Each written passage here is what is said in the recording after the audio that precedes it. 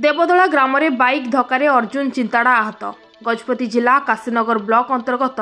देवदला ग्राम में आज प्राय गोटाए बेले बाइक धक्के 64 वर्षीय अर्जुन चिंताड़ा आहत हो जाइछंती। सूचना अनुसार अर्जुन चिंताड़ा निज गाँ रास्ता पार करुवा बेले पारलाखेमुंडी पटु जाउथिबा एक बाइक तांकू धक्का देइथिबा सुनिबाकु मिलिछि। परे आहत चिंताड़ा को जिला मुख्य चिकित्सालय को अणा जाई चिकित्सा करा जाइछि।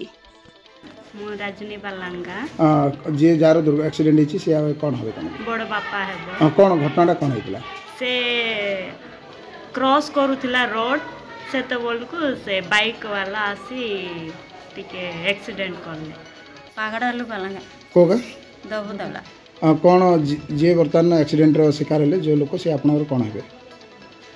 बे नहीं हेबो कोन हेची घटना कोन हेची घटना से रोड रे हुली की इमती जाउथिला एक्सीडेंट हलालो जाउथिला दु जना आसी की एक्सीडेंट करता कोथरे आसीले ए बाइक रे